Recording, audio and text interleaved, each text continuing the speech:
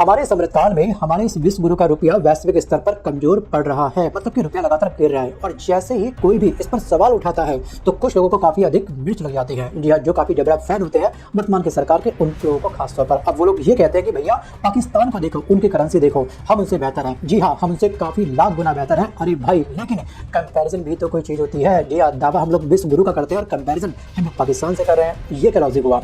मतलब सपना हम लोग देख रहे हैं दोस्तों टेस्ला का, लेकिन यहाँ पे हम अपने एफर्ट्स डाल रहे हैं, अपना कंपैरिजन कर रहे हैं ट्रिवी के साथ। तो कैसे हम लोग विकास प्राप्त कर पाएंगे? तो बस पिछले 10 से 11 सालों में $1 की कीमत 60 रुपए से सीधे 90 रुपए जंप करी है, मतलब लगभग 50% गिरावट। और इस पर भी लोग कहते हैं कि अरे यूएस डॉलर से मत करो कंपैरिजन। ठीक है भैया, नहीं करते हैं, पाकिस्तान की करेंसी नीचे है, इसमें कोई शक नहीं है, लेकिन कंपैरिजन उसका होता है जो बराबरी पर खड़ा होता है। क्या हम खुद को अपने बराबर रख रहे हैं पाकिस्तान के?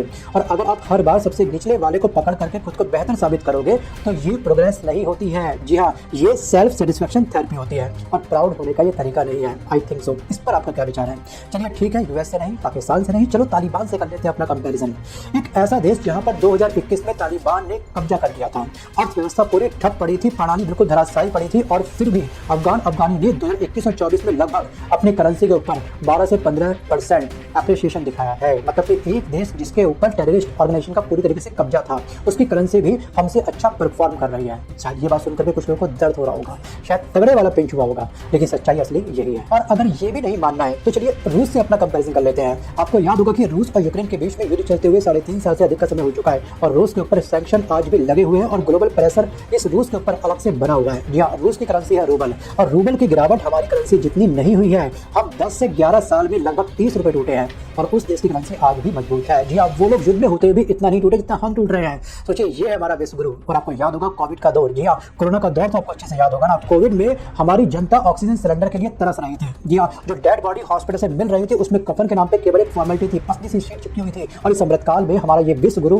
के जब लोग मर रहे थे, अपनों के दाह संस्कार करने के लिए लोगों के पास लकड़ी तक नहीं थी, लोग पेट्रोल डाल के सिंपल दाह संस्कार कर रहे थे। कुछ लोग तो सिंपल अपनों की बॉडी को ऐसे ही, जी हाँ, किसी नदी के किनारे परवाह कर रहे थे। ये हमारी असली हैसियत, या ये है हमारा विश्व गुरु।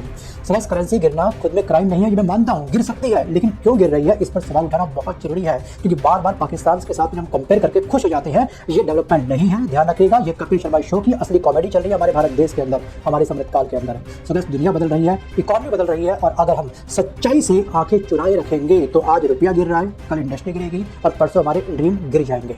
कंपैरिजन उन देशों से करो जहां पहुंचने का सपना देखते हैं हम लोग, बाकी उन देशों से जो खुद डूब रहे हैं। जी हाँ, बात काफी कड़वी है, बट देश के लिए काफी जरूरी है। बट दोस्तों, आपको क्या लगता है कि सच में हमारी करेंसी का इस तरह से गिरना सच में कोई अच्छा संकेत है या फिर बहुत बुरा संकेत? आपका क्या मानना है? वीडियो को पॉज करके आप मुझे कमेंट करके जरूर बताइएगा।